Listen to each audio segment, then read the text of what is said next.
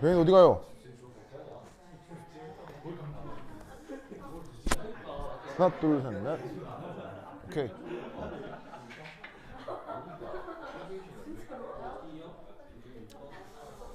자, 봅시다.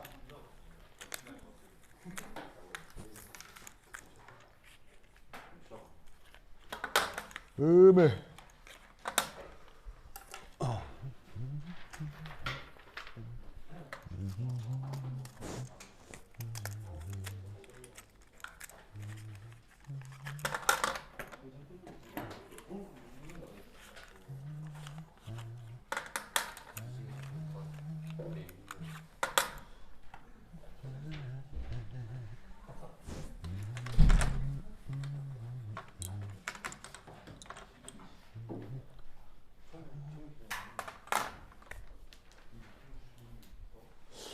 야, 그걸 어디다 놓더라?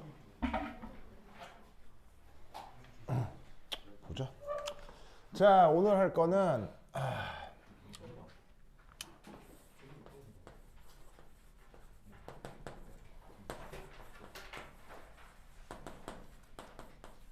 자, 요거 처음 3장. 자, 뭐 유기화학이 원래 1, 2장도 있긴 한데 그건 뭐냐면은 그냥 그 유기화학에서 필요한 일반학 지식들이 1장, 2장 뭐 이렇게 있는 거거든요. 그건 뭐 여러분들이 일반학 충분히 하고 있기 때문에 괜찮을 것 같고요. 그래서 3장 요거부터 시작하도록 하겠습니다. 자, 3장.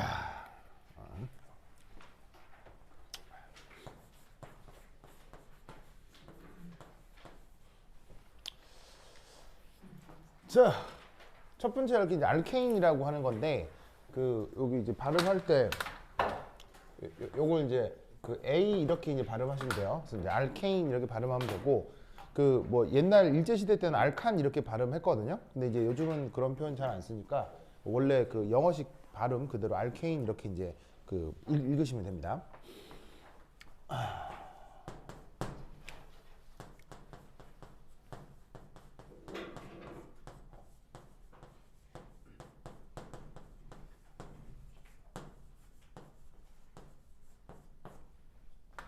자, 앞으로 이제 어떤 말을 하나 듣게 될 거냐면 작용기다 뭐 이런 말 듣게 될 거예요. 이제 원래 표현은 펑셔널 그룹인데 이걸 이제 우리말로 작용기 이렇게 번역을 하거든요. 자, 얘는 뭐냐면 이거예요.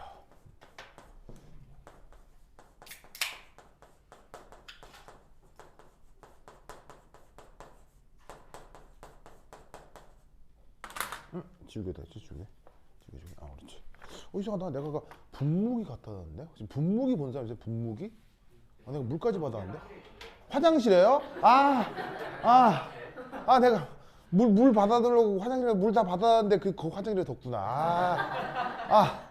내가 화장실 들어가. 내가 그래서 물까지 다 받았는데 내가 거기 뒀구나. 내가 진짜. 그래, 어쩐지. 그래도 고마워요. 그래, 거기 있었구나. 근데 내가 찾으러 가야지.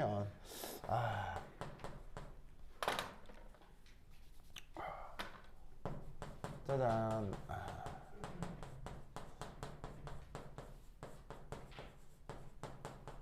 오케이.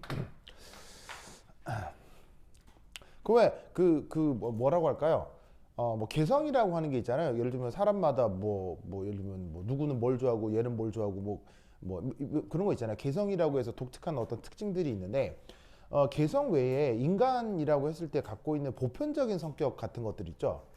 그러니까 예를 들면은 특별히 뭘 더 좋아하고 뭘 싫어하고 이게 아니라 인간이면 그냥 보편적으로 다 좋아하고 싫어하고 뭐 이런 거 있을 수 있죠. 그런 것들이 화학 반응에서도 나타날 수가 있어요. 분자마다 사실은 다 다른 분자니까 다 다른 특징을 갖겠지만 서로 다른 분자여도 이 뭐냐면은 반응이 비슷하게 나타날 수 있는데 반응이 비슷하게 나타나는 그 부분만 따로 모아서 그걸 작용기 이렇게 이제 표현을 하는 거예요. 그래서 여러 가지가 있을 수 있는데 뭐 예를 들어서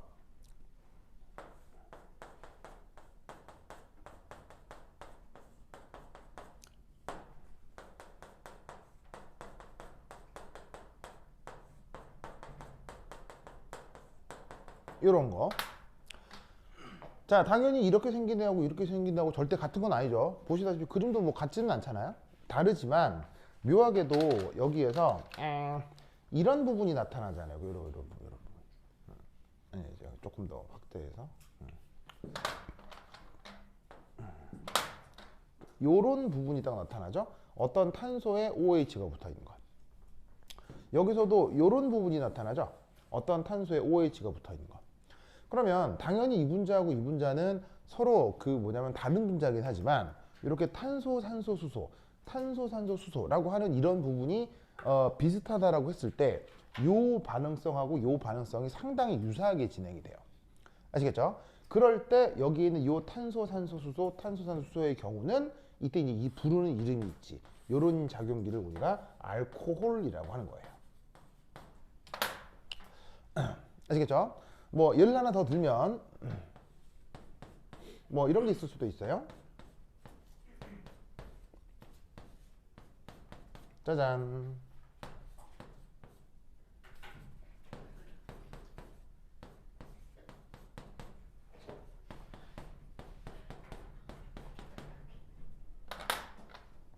자, 보시다시피 요런 애도 있고 요런 애도 있죠. 그럼 당연히 이 둘은 같은 녀석이겠어요? 다른 녀석이겠어요? 당연히 다릅니다. 다릅니다만 이도 또 뭐 딱 뭔가 비슷한 부분이 있죠. 어떤 부분? 요런 부분. 요런 부분. 이 부분이 지금 양쪽이 똑같죠. 그렇죠? 그러면 이때 이 녀석에서 나타나는 반응성, 이 녀석에서 나타나는 반응성이 완전 다르다기보다는 뭔가 아주 공통점이 있을 수 있겠죠. 그런 부분을 모아서 이때는 또 부르는 이름이 있어요. 카르 복실릭 애시드라고 해요. 이런 부분하고 이런 부분을. 그래서 유기화학에서 저렇게 이제 분류하는 작용기가 한 30여 가지 정도가 되거든요. 되게 많을 수 있어요. 근데 뭐 당연히 그 일반학 책, 뭐 영어로 된 책 이런 거 사면은 이게 표 이렇게 해갖고 막 작용기 쫙 정리되어 있는데 그거 뭐 억지로 외우고 그러실 필요 없어요. 예, 그게 왜냐면 앞으로 공부를 차근차근 해가면 그냥 자연스럽게 그냥 습득이 되는 거니까 그냥 이런 것들이 있나 보다라고 이제 생각해 두시면 돼요. 그래서 앞으로 이런 작용기들을 하나 배워보도록 할 거예요. 알겠죠? 자, 그리고 그리고 이제 이 분자 구조의 개별적 특징이 있을 수 있겠죠. 자, 분자 구조의 개별적 특징이라고 하는 건 뭐냐면, 자, 탄소, 산소, 수소, 탄소, 산소, 수소, 알코올 작용기가 있는 건 똑같지만, 그래도 여기에는 탄소가 하나 더 있죠. 여기서도 마찬가지로 칼복실릭 애시드가 똑같이 있지만, 여기는 그래도 탄소가 하나 더 있잖아요. 그럼 거기서 나타나는 어떤 차이가 있을 수 있겠죠. 그 차이라는 게 이제 보통 뭐 여러 가지일 수 있는데, 예를 들면 차이라는 게 첫 번째가 이제 반응 속도의 차이. 상대적으로 어디가 반응 속도가 더 빠르다, 반응 속도가 좀 느리다 이럴 수 있고요.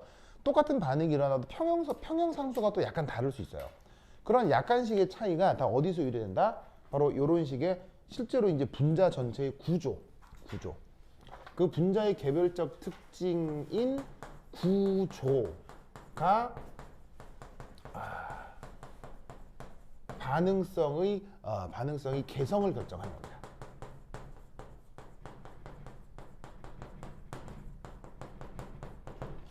그래서 이제 유기화학을 공부하게 되면 사실은 전 세계 유기화학 책 교재는 정말 많거든요. 정말 많아요. 그리고 심지어 사실은 유기화학은 교재가 많다 못해 솔직히 말씀드리면 유기화학은 독학도 가능해요. 진짜로. 독학할 수도 있어요. 그러니까 어느 정도로 이게 유기화학은 이게 정리가 잘 돼 있냐면 그 어떤 책을 사도 이렇게 유기화학 책 안에 정리도 잘 돼 있지만 전 세계 유기화학 실험실이 억수로 많아서 그 교수들이 운영하는 자기의 실험실이 있을 거 아니에요. 그 실험실마다 자기 실험실에서 뭘 하는지 예쁘게 정리를 해가지고 홈페이지에 다 게시를 해놔요. 그래서 그 홈페이지만 클릭 들어가도 이게 막 거기서 뭔 일을 하는지 설명을 잘 해놨기 때문에 사실 유기화학은 아주 전문적인 내용도 거의 독학이 가능할 정도로 이 어떤 정리가 굉장히 잘 돼 있는 학문이에요. 그래서 사실은 그런 정리된 체계가 대부분 이제 뭘 따르게 되냐면 아주 이게 보통 뭘 따르게 되냐면 첫 번째는 학생들한테 작용기를 가르쳐요. 그러니까 모든 반응들에 대해서 공통적으로 이런 것들이 나와서 작용기를 좀 차근차근 몇 개 배운 다음에 그런데 재밌는 건 이 작용기인데 이 반응이 일어날 것 같지? 근데 이 경우는 그 반응이 잘 안 일어나거나 그 반응이 더 잘 될 수도 있어.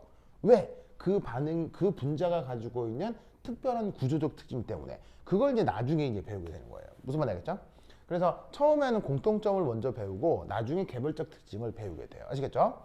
근데 이제 여러분이 배우는 정도의 그 유기화학에서는 거의 여기까지면 충분해요. 알겠죠? 그게 이제 구조적 특징으로 어떻게 영향을 주는지에 대해서까지는 나오지 않을 가능성이 더 큽니다. 그래서 몇몇 작용기들에 대해서 이제 하나하나 알아보도록 할 거예요. 알겠죠? 그 작용기 첫 번째 오늘 하려고 하는 게 바로 이 알케인이 되겠습니다. 자, 됐고 이제 알케인의 이제 물리적 특징을 조금 한번 살펴보도록 하겠죠. 3.2에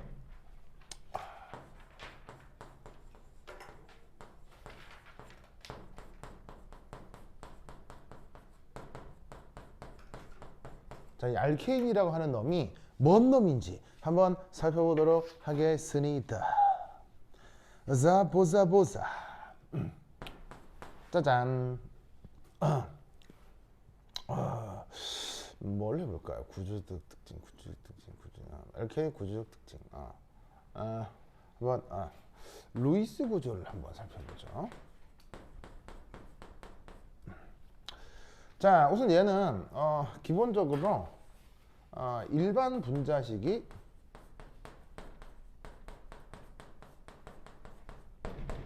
탄소 N개에 수소가 2N 더하기 2개 이렇게 표현이 됩니다. 이렇게 표현돼요. 그리고 얘는 모든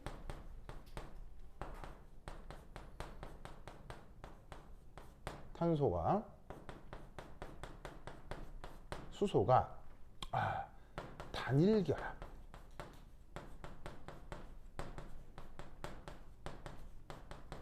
하는 탄화수소입니다.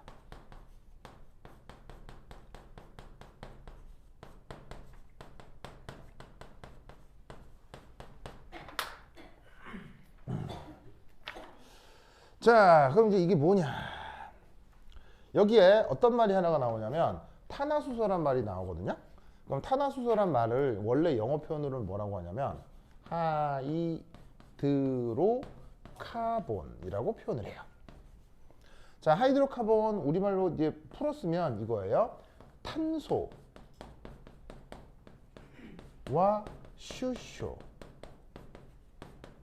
수소만으로 구성되어 있는 물질들을 그걸 탄화수소라고 합니다. 그 탄화수소의 종류가 상당히 다양한데 그 중에 이렇게 탄소하고 수소가 단일 결합만으로 구성되어 있는 녀석을 그걸 뭐라고 부른다? 알케인이라고 해요. 이때 여기서 3 탄소와 수소가 자, 알케인 내에서 반드시 지켜져야 될 거 바로 옥텟 룰입니다.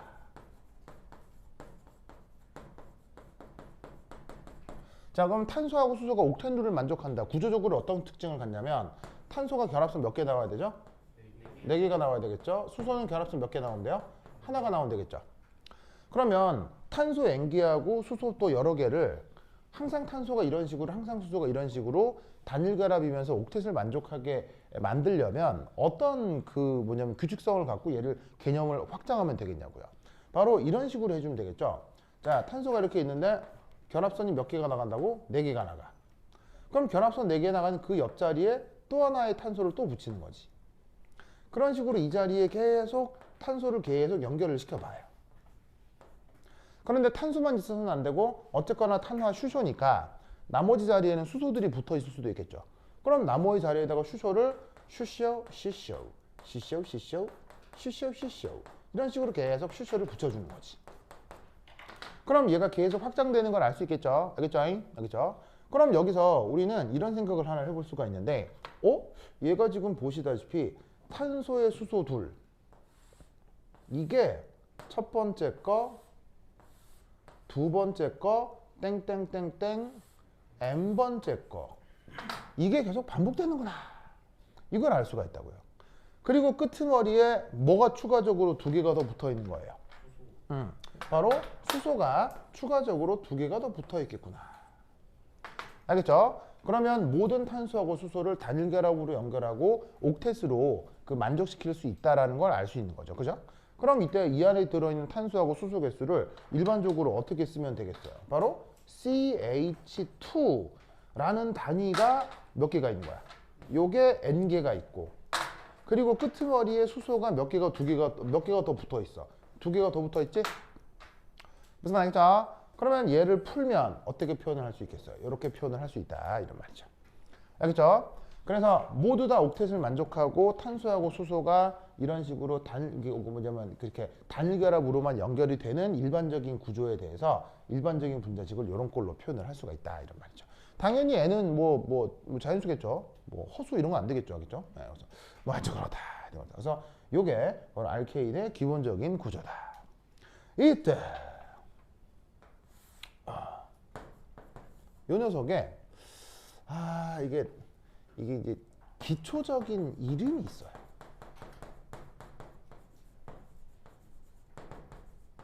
알케인들에 대해서 이름을 어떻게 부르느냐 이게 또 상당히 중요한데, 자, 몇 개 한번 써보도록 하겠습니다. 자, 우선 첫 번째,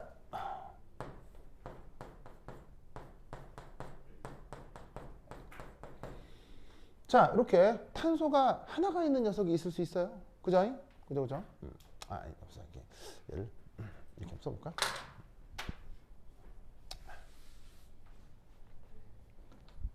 자, 첫 번째, 탄소가 한 개가 있는 녀석이 있을 수 있어요. 그러면 탄소 1 넣으면 여기에다가 1을 넣으면 2n 더하기 2가 1 넣으면 4가 되겠죠.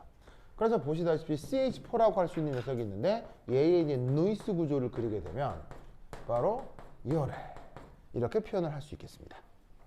이때 이제 이 녀석을 부르는 이름이 바로 메테인이에요.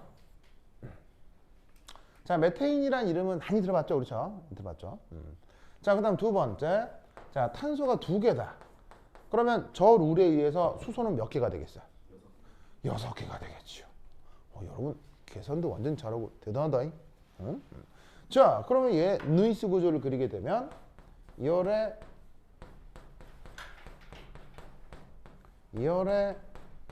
그려주시면 되겠죠. 이때 얘를 부르는 이름은 에테인입니다. 하나 더 해볼까요? 탄소가 3개예요. 그러면 수소가 몇 개? 8개. 그러면 생긴 게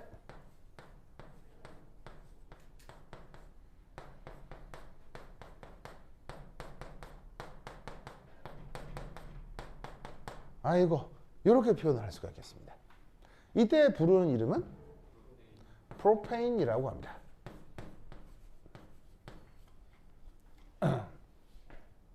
아시겠죠? 자, 근데 이때 여러분들이 이제 얘네들을 이제 하나씩 그리면서 뭔가를 느끼게 될 건데, 이거 자꾸 이렇게 요거 그릴 때까지는 큰 불편이 없는데, 보시다시피 탄소가 하나 더 늘어나고 또 늘어나고 할 때마다 그리기가 점점 어떻죠? 그러니까 점점 매우 귀찮아지죠. 자, 이 귀찮은 거는 특별한 사람만 느낄까요? 인간 모두가 느끼는 걸까요? 무슨 말 알겠죠? 그렇다면 유기화학자들이 이걸 또 고안하는 방법을 개발했겠죠. 그래서 이때 얘를 어떻게 표현하느냐? 밑에다 그리면 좋은데 바로 쟤를 짜잔 이렇게 표현합니다. 그래서 여기에는 이 프로페인을요, 그림을 그릴 때 짠짠짠 이런 식으로 표현해줘요. 그럼 이런 식으로 표현한다. 이게 뭔 말이냐면요. 자, 봅시다. 여기 탄소가 있고 수소가 있죠. 탄소가 있고 수소가 있는데 이렇게 짝대기 두 개로 그려놓은 건 어디를 얘기하는 거냐면 바로 여기에 있는 요 탄소하고 탄소 사이 요 결합선 있죠? 요 결합선 그거를 지금 그냥 단순하게 이렇게 표현한 거예요. 그래서 이 녀석이 이제 보시면은 이 탄소와 수소 모두를 생략하는 거예요. 그래서 루이스 구조상에서 나타나는 탄소하고 수소를 싹 빼버리고 뭐만 표현하냐면 바로 탄소와 수소 사이의 결합선만 표현하는 거예요.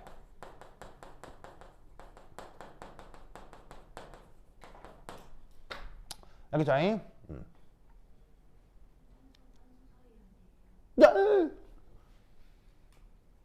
서윤이죠. 서윤이죠. 사람이 왜 이렇게 똑똑해요? 진짜. 정말. 대단해 진짜. 이렇게. 주원아, 글자 안 잘렸죠? 오케이, 고마워. 자, 뭔 말이냐? 여기에 있는 탄소하고 수소를 다 그렸다가는 엄청나게 이게 뭐냐면 표현하기가 귀찮기 때문에 여기에 있는 탄소하고 탄소를 이렇게 꼭지점으로 표현을 하는 거예요. 왜? 잘렸다고요? 뭐라고요? 야, 간당간당해요? 알았어요. 괜찮아요? 간당간당. 오케이, 그렇죠. 그래서 이때 여기에 있는 탄소하고 탄소에서 예를 들어서 잡읍시다. 요 탄소. 그럼 이 탄소 같은 경우는 지금 여기 이렇게 있는 거 아니에요? 그죠? 그럼 잘 봐요. 이 꼭지점에 있는 자리가 탄소라고 했을 때 그래도 탄소는 기본적으로 결합선이 몇 개가 나가야 돼요? 4개가 나가야 되죠. 그럼 여기서 이 탄소가 이건데 이 그림상에서는 얘가 결합선이 몇 개가 나가 있어요? 2개가 나가 있죠. 2개가 나가 있다는 얘기는 이 탄소가 결합선이 몇 개 모자르다는 얘기예요. 2개 모자르다는 얘기죠. 그게 뭐라는 얘기겠어요? 그게 바로 생략된 2개의 수소를 뜻한다고 생각하면 되는 거예요. 자, 뭐 예를 들어서 말단에 있는 이 탄소 같은 경우는 지금 이 점으로 표현된 건데, 자, 탄소의 경우 결합선이 4개지만 지금 이 노란 탄소는 빨간 탄소의 결합선 하나만 나와 있는 거죠. 그러면 결합선이 몇 개 모자라요? 3개 모자르죠. 그 모자른 게 무조건 뭐다? 무조건 생략되어 있는 수소다 라고 생각을 하면 이 그림을 1대1 대응을 시킬 수가 있어요. 그러면 생각보다 굉장히 간단하고 편리하게 유기분자 구조를 표현할 수가 있다고요. 알겠죠? 그래서 앞으로는 이 유기분자 구조를 그릴 때 이런 식으로 다 그리는 것보다는 이렇게 이 추각된 이 꺾은 선 표현으로 나타내도록 하겠어요. 아시겠죠? 그렇죠? 그래서 이제 이게 처음에 보면은 좀 이상하게 보일 수 있는데 자꾸 쓰다 보면은 되게 이제 굉장히 익숙해집니다. 편해집니다. 네. 그래서 어쩔 수 없이 얘는 그냥 그리는 거예요. 네. 뭐 점으로요? 그건 너무 허전하잖아요. 허전하니까. 그래서 메테인하고 에테인까지는 거의 그냥 그대로 그리시고요. 그 프로페인부터 이렇게 추각해서 그리기도 합니다. 알겠죠?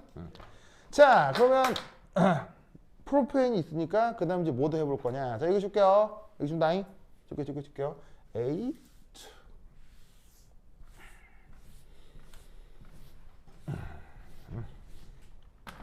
자, 그러면 3.2에 2대 4에 자, 그러면 이제 탄소가 4개이면 수소가 몇 개겠어요? 탄소가 4개, 수소 몇 개겠어요? 10개겠죠? 그러면 얘 루이스 구조를 어떻게 표현하냐면 모든 탄소하고 수소를 다 그려도 되지만 어떻게? 하나, 둘, 셋, 넷 이렇게 표현한다는 얘기예요. 이거 깜짝아. 뭐라고요? 네, 이 기초적인 네이밍에 탄소 하나, 둘, 셋, 넷. 네, 그죠? 그죠? 고마워요. 고마워요. 이때 얘를 부르는 이름은 뭘까요? 부테인이라고 합니다. 그 다음, 탄소 5개면 수소가 몇 개일까요? 12개. 그럼 얘는 그릴 때 하나, 둘, 셋, 넷, 5. 알겠죠? 그리고 얘 이름은 펜테인.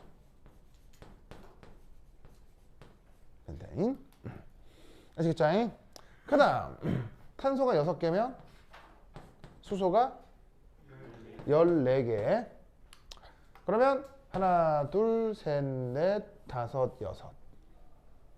그럼 얘 이름은 헥세인. 여러분들 이 이름 다 외우고 있군요. 대단한데요? 그 다음 탄소가 7개면 수소가 16개. 하나, 둘, 셋, 넷, 5, 6, 7. 이름이 헵테인. 자, 몇 개만 더 해볼게요. 에이.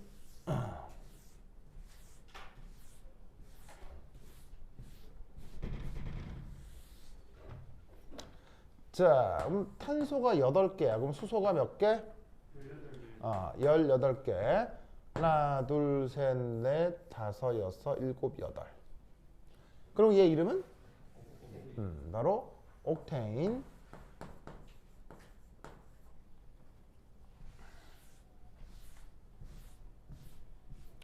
그 다음 탄소가 9개면 수소가 20개가 되겠죠. 하나, 둘, 셋, 넷, 다섯, 여섯, 일곱, 여덟, 아홉. 얘 이름은? 노네임. 그 다음 탄소가 10개면 수소가 22개. 하나, 둘, 셋, 넷, 다여, 일곱, 여덟, 아홉, 열. 얘는 데케인. 알겠죠? 알겠죠? 그러면 당연히 11개면 수소가 몇 개? 24개. 12개면 수소가 몇 개? 26개로 계속 있겠죠? 있겠죠? 당연히 그 구조도 뭐 그리면 될 거고요. 이름도 다 있어요. 알겠죠? 뭐 아이코사 뭐 여러 가지 이름들이 있는데 여기까지만 기억하시면 돼요. 알겠죠? 탄소의 개수가 11개가 넘어서는 이름들 다 있어요. 다 네이밍이 전부 다 있는데 그거부터는 전혀 모르셔도 돼요. 나도 11개 이후부터는 거의 몰라요. 그렇죠? 몰라요. 딱 탄소 10개까지 요 이름들을 기억해 두시면 되는데 여기서 나타나는 이름들을 이제 조금 이제 분석을 좀 해보면 자, 매트의 뜻은 어떤 뜻이냐면 탄소가 한 개 있다는 뜻이에요. 애트는 탄소가 2개라는 뜻이고요. 프롭은 탄소 3개를 뜻하는 접두사고요. 부트는 뭐겠어요? 그러면 탄소 4개. 펜트는 탄소 5개. 헥스는 6개. 헵트는 7개. 그 다음 옥트는 8개. 논은 9개. 데크는 10개. 그래서 11개, 12개, 12개 다 있어요. 전부 다 있어요. 다 찾으면 있는데, 그러니까 그게 뭐 이렇게 그 11개는 운데케 이렇게 부르거든요. 운데크 이렇게 부르는데 이름들이 다 있으나 저기까지만 딱 알면 돼. 아시겠죠? 뭐 잘 안 보여? 우리 언니 이름이? 혜원. 아 맞다. 그렇지. 심해 평원. 심해저 평원. 아 혜원이 언니. 혜원. 심혜원. 우리 혜정이 언니. 우리 세은이 언니. 그리고 너 오늘 처음 온 이름이? 박진영이요? 에? 뭐야? 박지윤이요? 박 뭐? 박지훈. 박지윤. 박지윤. 박지윤. 알겠습니다. 박지윤. 박지윤. 박근혜 전 대통령 동생 이름이? 박근혜 전 대통령 동생 이름이? 박지만이거든요. 박지만, 박지윤. 혹시 지윤이 혹시 그 집하고 관계가 있나요? 그렇진 않으세요? 뭐야, 저 누구야? 반가워요. 종석. 반가워요. 반가워요. 그래. 자, 그냥 편한 데 앉으시면 돼요. 앞에 앉아도 되고요. 좋아. 그래? 자. 네. 그렇구나. 알았어요, 지훈. 좋다. 자, 그래서 저 10개의 그 접두사를 꼭 기억해 두시기 바랍니다. 알겠죠? 거기 카메라 건들면 안 돼요. 알겠죠? 카메라 때리면 안 돼. 고마워. 자, 보자. 그 다음. 그리고 여기에 매트, 에트, 프로프라고 하는 이런 어근들은 사실 여러분 다 그 어디서 온 거냐면요. 그리스시나 로마시나 이런 데서 막 오는 말들이거든요. 그래서 이렇게 나와 있는 이 어근들이 사실 영어에서도 상당히 많이 쓰이는 어근이죠. 그래서 뭐 예를 들어서 뭐 많이 쓰이는 어근 중에 예를 들면 펜트 같은 경우 이 뜻이 탄소 5개를 뜻하는데 그래서 왜 정오각형을 영어로 뭐라고 해요? 펜타곤이라고 하죠. 그리고 이제 또 그 오각형처럼 생긴 또 건물이 있죠. 네. 그래서 미국 국방성이 딱 오각형처럼 생겼거든요. 진짜로 미국 국방성이 이렇게 오각형, 오각형 모양으로 이렇게 돼갖고 이렇게 있고 구멍이 이렇게 있고. 네.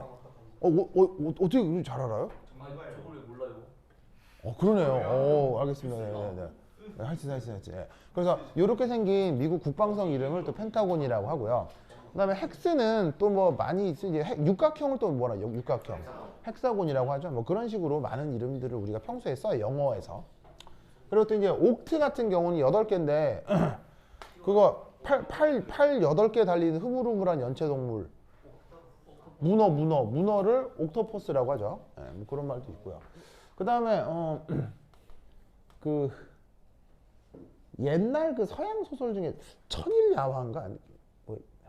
아닌데.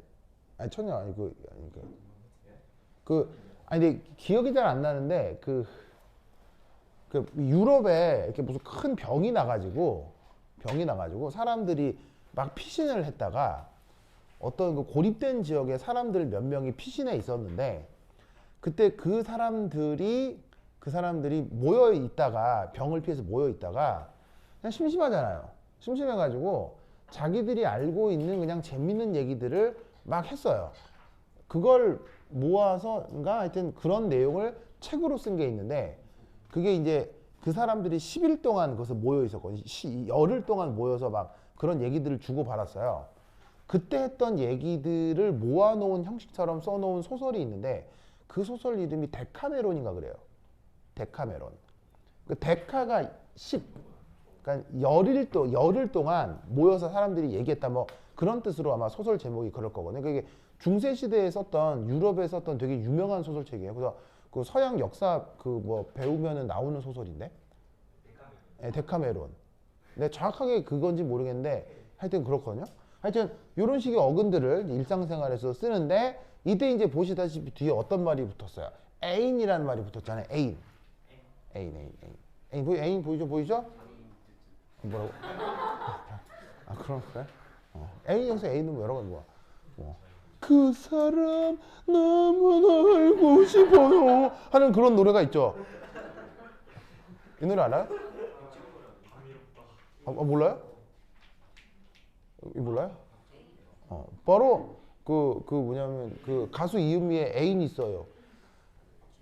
자, 보자 이렇게 애인. 그래서 여기서 애인 있어요라는 노래가 있거든요. 애인 있어요라는 노래 모르는 사람 몰라요? 네, 방금 했잖아요. 네, 그래서 애인. 하여튼 그래서 이 노래. 그래서 이제 요거. 그래서 이게 의미가 뭐다? 단일결합을 뜻해요. 단일결합을 뜻하는 말입니다. 그래서 탄소들이 이렇게 개수에 따라 단일결합을 하고 있는 형태를 이렇게 이름으로 메테인, 에테인, 프로페인 이렇게 이름을 부르는 거예요. 다행스럽게 여러분들이 어느 정도 기억하고 있어서 좋은데 뭐 여하튼 10개 정도 이름은 기억을 해두도록 합시다. 자, 그 다음 두 번째.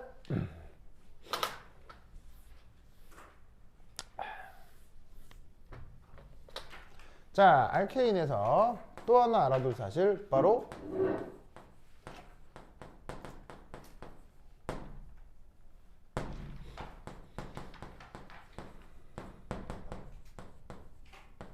요거입니다. 자, 원래 표현은 constitutional isomer고요. 우리말 번역은 구초 이성질체입니다. 구초 이성질체.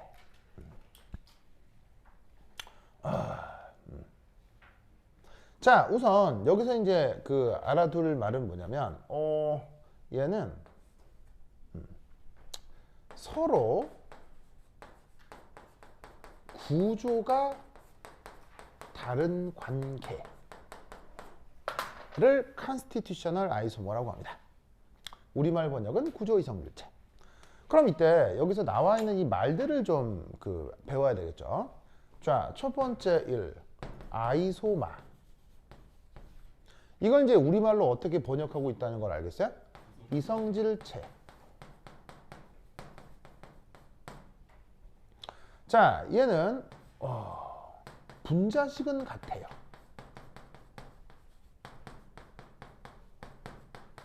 그런데 결과적으로 서로 달라.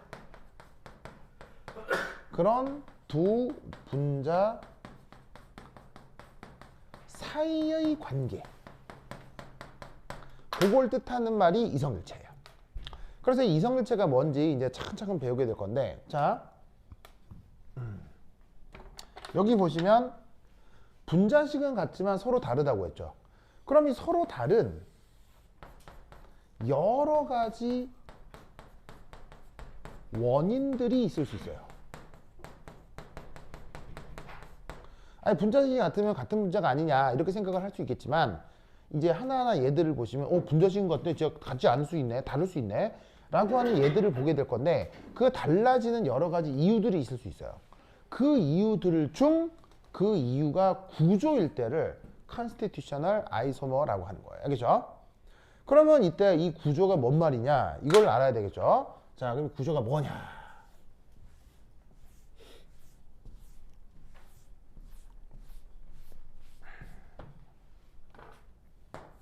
짜잔, 바로 constitution이라고 하는 표현이 있는데, 이건 이제 우리말로 구조 이렇게 번역을 하는 거예요. constitution이에요. constitution. 자, 구조라는 말을 쓰기도 하고요. 약간 의역해서 이런 말을 쓰기도 해요. 뼈대. 이런 식의 표현을 쓰기도 하거든요. 자, 얘는 뭐냐면 바로 이겁니다. 화학에서는 원자와 원자 사이의 결합 순서, 요걸 화학에서 constitution이라고 합니다. 그러면 이 구조를 이 이유라고 해서 여기다가 탁 집어넣으면 어떤 의미가 되겠어요? 분자식은 같지만 그 원자들 사이에 결합 순서가 다른 관계를 constitutional isomer라고 한다는 얘기예요. 무슨 말 알겠죠? 자, 그러면 백문이 불여일견이라 예를 몇 개 한번 들어볼게요. 자, 첫 번째 1. 탄소 4개에 수소 10개. 자, 탄소 4개에 수소 10개면 그냥 아까 부르던 평소에 그냥 이름은 뭐였어요? 그냥 부테인이었잖아요. 근데 실제로는 부테인만 있느냐? 아니에요. 뻐르뻐르뻐르뻐. 자, 이렇게 하면 탄소 4개, 수소 10개죠. 그런데 얘 말고 뭐가 있을 수도 있냐면요, 여기 있을 수도 있어요.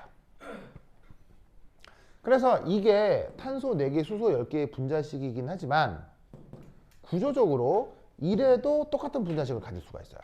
자, 그렇게 되는지 한번 살펴볼게요. 우선 탄소가 하나, 둘, 셋, 4개인 건 알겠죠? 이게 교차점이나 꼭지점이 4개가 있으니까요. 그럼 여기도 진짜 수소가 10개가 있는지 확인을 하면 되는데, 자, 말단은 이런 탄소는 수소가 그렇다면 몇 개가 있다는 얘기예요? 3개가 있다는 얘기죠. 그러면 하나, 둘, 셋, 여기도 넷, 다섯, 여섯, 일곱, 여덟, 아홉 인데, 이 탄소는 수소가 몇 개가 붙어 있겠어요? 하나가 더 붙어 있겠죠. 그럼 진짜로 10개. 무슨 말 알겠죠? 그래서 지금 탄소 4개, 수소 10개로 만들어낼 수 있는 구조 중에 얘만 있는 게 아니라 요것도 있을 수가 있다, 이런 말이죠. 무슨 말 알겠죠? 그럼 이때 여기서 이 둘은 당연히 겹쳐져요, 겹쳐질 수 없어요? 겹쳐질 수가 없죠. 이럴 때 이 둘 사이의 관계를 이성일체라고 하는 것입니다. 무슨 말 알겠죠? 자, 이때 아까 내가 앞에 어떤 말을 썼냐면요, 관계다 라는 말을 쓰고 있거든요. 관계. 자, 이게 이제 이걸 강조하는 이유가 뭐냐면, 자, 예를 들어서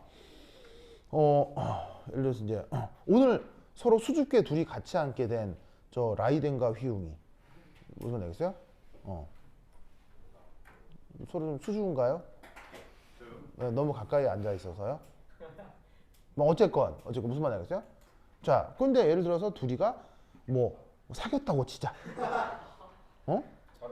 야, 그럼 사귀었다고 치면, 사귀었다고 치면 우리가 이제 이렇게 얘기를 할 수 있죠. 아, 연인이다 이렇게 얘기를 할 수 있잖아요. 그럼 생각해봐. 자, 봐봐. 우리가 말을 쓸 때, 그러면 둘이가 사귀면 우리가 이런 말을 쓰지. 휘웅이와 라이데는 연인 관계다. 이런 말 쓰잖아. 그치? 이렇게 쓸 수 있지. 그치? 그냥 사귀면. 근데 그냥 이거 봐봐. 라이데는 연인이다. 말 이렇게 써? 이상하잖아. 무슨 말이야? 뭐 연인이야? 뭐 누구의 뭐 만인의 연인이야? 뭐 이 말이 이상하잖아. 그럼 이 말이 무슨 말이냐면 잘 봐요. 뭘 하나를 놓고 너가 이성질체다 이런 말은 있다는 얘기가 없단 말이에요. 그런 말은 없다는 얘기예요. 이성질체라는 말을 쓰려면 항상 논리구조적으로 걔에 비교되는 어떤 게 반드시 있어야 돼요. 그래서 어떤 두 개를 놓고 그 둘 사이가 뭐다라고 얘기하는 것 중에 이성질체라는 개념이 있다는 거예요. 알겠죠? 그래서 이성질체라고 하는 것은 어떤 주어져 있는 구조에 하는 말이 아니고 나와 있는 여러 분자들 사이에 관계를 표현하는 말이 이 아이소머라고 하는 표현이에요. 알겠죠? 이때 이 둘이 겹쳐지지 않는다고 했는데 왜 겹쳐지지 않느냐? 편의상 번호를 한번 붙여볼 텐데요. 여기서부터 순차적으로 1번, 2번, 3번, 4번이라고 한번 써볼게요. 그럼 여기서도 마찬가지로 1번, 2번, 3번이라고 쓸 수 있는데 여기서는 3번 옆에 4번 탄소가 붙어있죠. 그런데 여기서는 어떻게 돼요? 2번 옆에 그냥 또 다른 탄소가 붙어있죠.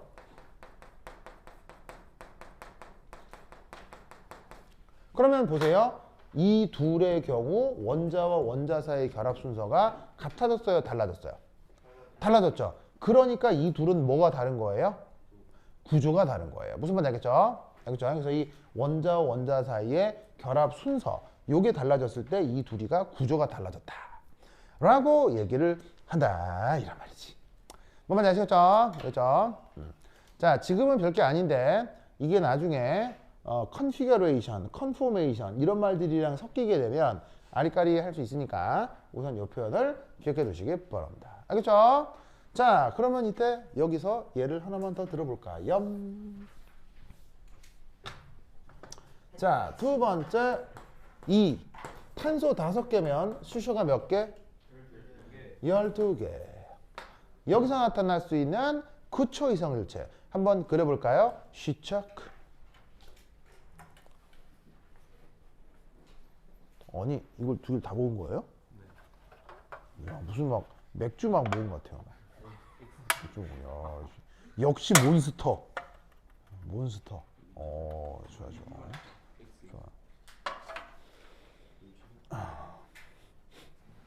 자, 탄소 5개, 수소 12개면 나타날 수 있는 이성질체 어떤 게 있을까요? 한번 그려볼 수 있겠어요? 자, 총 몇 가지 나와요? 네, 3가지 나오는 거 확인할 수 있죠? 자, 그래서 어떻게? 하나, 둘, 셋, 넷, 다섯. 이런 게 하나가 있을 거고요. 그 다음, 하나, 둘, 셋, 넷, 다섯. 이런 게 하나 있을 수 있고요. 하나, 둘, 셋, 넷, 다섯. 이런 게 있을 수가 있어요. 자, 나머지 경우의 수는 아무리 생각해봐도 없을 거예요. 아시겠죠? 알겠죠? 이제 이런 식으로 3개가 나타날 수가 있겠습니다. 그래서 방금 말씀드렸다시피 원자와 원자 사이의 결합 순서를 구조라고 하기 때문에 그 원자와 원자 사이가 붙어있는 그 관계를 또 뼈대 구조다 이런 말을 쓰기도 하거든요. 그래서 이제 그 왜 여러분 그 왜 뭐 이런 말 있잖아요. 왜 그 헌법이라는 말이죠. 헌법. 왜 법 이게 뭐 민법, 형법, 사법 뭐 이런 그런 법 중에서 헌법이라는 말이 있잖아요. 그래서 왜 그 뭐 헌법 막 여러분 좀 안 외워요? 헌법 1조 1항 뭐 대한민국은 뭐다 이렇게 시작하는 거 사회 시간에 헌법 배우지 않나요? 배우죠. 그때 나는 중학교 때 막 애들이 막 재미로 막 헌법도 외우고 막 그랬었는데 뭐 그러진 않았어요? 헌법을 영어로 뭐라고 해요? 헌법을 영어로 뭐라고? 바로 constitutional law라고 하거든요. 이거 어떻게 알았어요? 뭐라고요? 다음 장에 있다고요? 아, 어디에 있다고요? 단어장에 있다고요? 영어 시간에 배웠다고요? 진짜로요? 이야, 영어 선생님 대단하시다. 그냥 외운 거라고요? 대단하다. 자, 이런 말을 왜 쓰겠어요? 자, 우리말로는 헌법이란 말을 썼지만 이거 직역하면 무슨 뭐라고 번역할 수도 있겠어요? 구조법이에요. 구조법. 무슨 말 알겠어요? 이게 왜 구조법이겠어요? 헌법이라고 하는 게? 네, 바로 뭐냐면 법 체계가 이런 식으로 헌법이라고 하는 게 틀이 있으면 거기서 논리 구조가 파생되는 게 이게 법 체계거든요. 그래서 헌법이라는 뼈대에 6개의 법이 뻗어져 나온 게 이게 바로 현대의 법 체계예요. 있을 때 뭐 민법, 형법, 뭐 가정법, 무슨 법 이렇게 있단 말이에요. 무슨 말인지 알겠죠? 그래서 사실은 모든 법 체계들은 헌법을 위배할 수 있어요. 헌법을 위배할 수 없어요. 헌법을 위배할 수 없어요. 모든 6개의 이 나머지 법들은 이 헌법의 집합 관계로 보자면 헌법의 이제 부분 집합이 되거든요. 그래서 그 논리 체계의 가장 중심이 된다는 뜻으로 헌법을 constitutional law라고 하는 거예요. 무슨 말인지 알겠죠? 그래서 그냥 단어를 외우는 게 아니라 constitution이라는 단어에 그 영어를 쓰는 사람들이 이런 의미를 부여하고 있기 때문에 헌법을 constitutional law라고 하는 거예요. 무슨 말 알겠죠? 알겠죠? 이 아이디어를 꼭 기억해 두시기 바랍니다. 오케이, 됐다. 그래서 참고로 현대 법 체계를 누가 만들었어요? 아, 뭐라고요? 그래서 현대의 법 체계를 누가 만들었어요? 아, 준호요? 아, 그렇구나. 현대 법 체계는 어느 나라에서 맨 처음 만들었어요? 그러니까 뭐냐면 뭐 경국대전 이건 어디서 만들어요? 경국대전. 이건 이제 조선시대 때 만들어진 건데 경국대전의 법 체계와 현대 법 체계는 완전히 같지는 않을 거 아니에요. 다를 거 아니에요. 그러니까 이제 어느 나라마다 예를 들면 뭐 저기 왜 최초의 법전은 왜 역사 시간 나오지 않나? 뭐 메소포타미아지 뭐 무슨 뭐 있잖아. 뭐지? 함무라비 법전 뭐 그런 것처럼 다 옛날에도 뭐 모든 나라도 있는데 현대 이제 뭐냐면 산업화된 체계에서 가장 모든 나라에서 이제 범용에서 사용하고 있는 법 체계. 그게 어디서 만들어진 거냐고요? 바로 독일에서 만들어진 거예요. 무슨 말 알겠죠?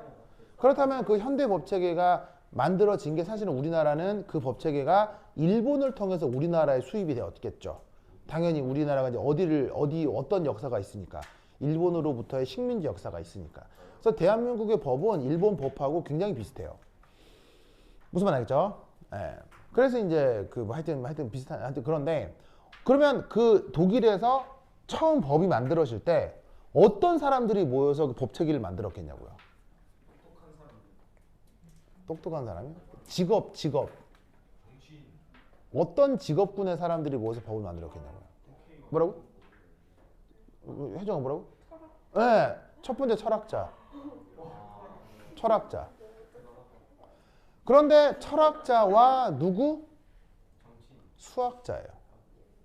수학자. 왜냐하면 여러분 잘 보세요. 법이라고 하는 건 철저한 로직이에요. 논리체계예요. 무슨 말인지 알겠어요? 왜냐하면 어떤 죄를 지었을 때 무슨 그러니까 예를 들면 법 체계가 어떻게 되는 거냐면 예를 들면 이거랑 똑같아요. 자, 어떤 범죄가 있어요. 범죄를 넣어서 그걸 판단해요. 무슨 말인지 알겠어요? 범죄가 있느냐 없느냐 무슨 말인지 알겠어요? 그러면 없으면 그냥 끝나는 거고요. 그럼 범죄라기보다는 이제 어떤 사건이나 범죄가 있으면 판단해서 예스가 되잖아요. 그럼 예스가 될 때 이 경우의 수를 나누는 거예요. 어떻게 나눠요? 우발적이냐 무슨 말인지 알겠어요? 아니면은 계획적이냐 아니면은 재범이냐 무슨 말인지 알겠어요? 등등등으로 이걸 나눠요. 그러면 어떤 범죄가 벌어졌을 때 그 범죄의 종류부터 해서 우발적이냐 계획적이냐 뭐 재범이냐 초범이냐 등등의 모든 경우의 수도 있을 거 아니에요. 그 경우의 수로 분류해서 각각에 대해서 그거에 맞는 형벌을 부여하는 거예요. 그럼 여러분 지금 여기서 그린 이 그림 보시면요. 이 그림 어디서 많이 보는 그림이죠? 코딩 배울 때 이 그림 쓰잖아요. 코딩 배울 때. 즉 법체계라고 하는 건요. 바로 수학이고 프로그래밍이에요. 무슨 말인지 알겠죠? 알겠어요? 왜? 법체계를 처음 만든 사람들이 수학자이고 철학자들이기 때문이에요. 그래서 여러분들이 그 사실은 나중에 판사와 변호사가 되고 싶다면 그 기본적으로 뭐를 잘하는 게 그 판사 변호사가 되는 좋은 방법이다. 바로 프로그래밍과 수학에 익숙한 사람들이 이 법에 아주 익숙해져요. 그래서 지금은 없어진 사법고시라고 하는 시험 있죠. 사법고시 시험 칠 때 기존 전공이 뭐인 사람들이 사법고시 합격을 잘하는 줄 아세요? 바로 공대 쪽이나 자연대 쪽 사람들이 사법고시를 치면 합격이 되게 잘 돼요. 왜냐하면 수학과 논리 구조를 잘 다루는 사람들이 그쪽 사람들이잖아요. 그래서 여러분 법이라고 하면 이게 인문과학이다 사회과학 이렇게 생각할 건 아니에요. 법은 철저하게 수리적 논리적 과정이에요. 알겠죠? 알겠죠? 그래서 바로 이제 수학자들이 바로 이제 법을 최초로 만들게 된 것이다. 그래서 수학 역사의 아주 위대한 것 중에 하나가 또 뭐가 있냐면, 그래서 독일 사람들이 법을 만들었다고 했죠. 근데 법을 만들었는데 당연히 법을 안 지키고 그 법망을 빠져나간 사람들이 있겠죠. 그러면 그런 걸 보면 기분이 좋아요? 짜증나요? 짜증나죠. 그래서 이 독일의 수학자들과 철학자들이 다시 모였어요. 엄청난 예산을 가지고. 그래서 뭐를 만들려고? 누구도 빠져나가지 못하는 완벽한 법체계를 만들기 위해서 연구비가 투입이 된 거예요. 그게 1960년대가 70년대가 그런데, 그래갖고 수학자들하고 철학자들이 모여서 완벽한 법체계를 만들려고 막 노력을 했죠. 근데 그것을 돕던 어떤 수학과의 그 대학원생 하나가 그 일을 돕다가 어시스턴트로 돕다가 그 대학원생이 꿀쩍꿀쩍꿀쩍 하다가 뭔가를 증명해 버렸어요. 뭘 증명했죠? 네, 바로 완벽한 체계는 존재하지 않는다를 증명해 버려요. 무슨 말 알겠죠? 그래서 그 프로젝트가 그 다음날 없어져요. 그게 우리 수학 역사에 굉장히 중요한 어떤 그 분기점이 돼요. 수학이라고 하는 어떤 논리 체계가 현실 세계에 적용될 때 결코 완벽하게 현실 세계를 설명해 준다 못 된다? 절대 설명해 줄 수 없다. 무슨 말 알겠죠? 그래서 수학은 뭔가 기존에 일어났던 것들을 편하게 정리해 주는 수단은 되지만 앞으로 일어날 일들에 대한 해결책은 된다 안 된다? 될 수가 없다를 수학이 증명을 해버려요. 무슨 말 알겠죠? 알겠죠? 그래서 이제 그것들이 이제 법 관련해서는 굉장히 이제 중요한 내용들입니다. 여하튼 알겠죠? 그래서 이런 식의 이성일체들이 탄소가 4개일 때, 5개일 때 그려봤는데요. 탄소가 6개면 이성일체가 몇 개쯤 나올까요? 바로 5가지가 나옵니다. 그게 어딨냐면 한 장 넘기시면 연습 문제 1번이 있을 거예요. 거기 보시면 5가지 이성일체가 있을 거예요. 찾았죠? 찾았죠? 찾았죠? 찾았죠? 찾았죠? 그래서 거기 보시면 연습 문제 1 보시면은 탄소 6개로 되어 있는 모든 이성일체 구조를 그리라고 되어 있죠. 거기 나와 있는 요대로 그리시면 돼요. 알겠죠? 알겠죠? 그러면 얘를 하나만 더 들어서 탄소가 7개면 구조 이성일체가 몇 가지가 나올 거야? 몇 가지가 나올 거야? 자, 탄소 4개면 2가지였죠? 5개면은 아까 3가지였죠? 6개면 5가지였죠? 7개면 몇 가지일까요? 16가지가 나와요. 알겠죠? 갑자기 확 늘죠? 그리고 어떤 일이 벌어지냐면 이 탄소의 개수가 늘어날수록 구조 이성질체 개수는 급격히 증가합니다. 그래서 내 기억에 의하면 탄소가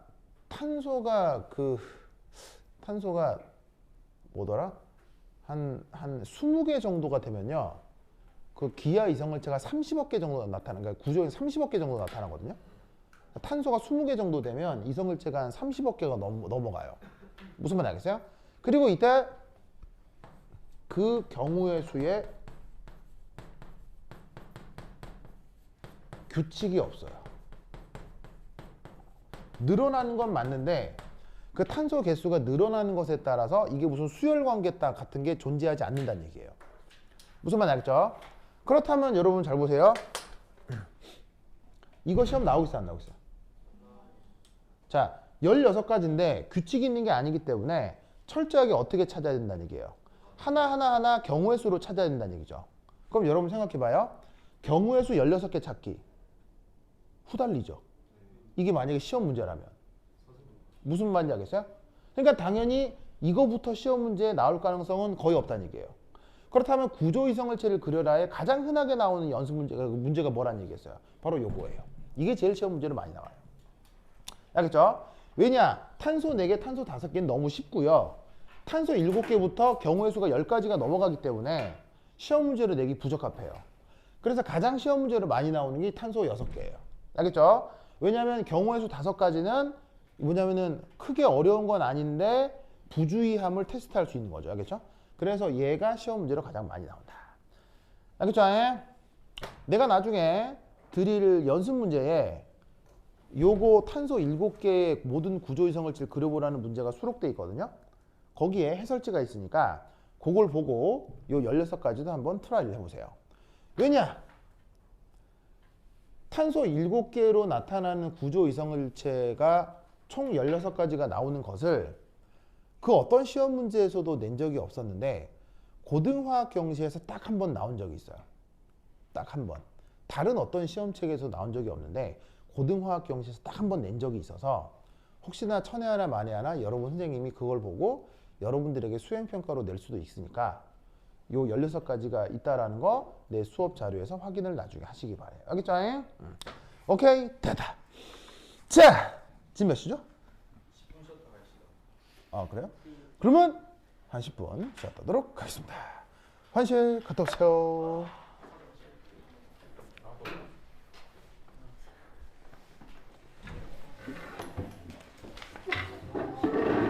어휴.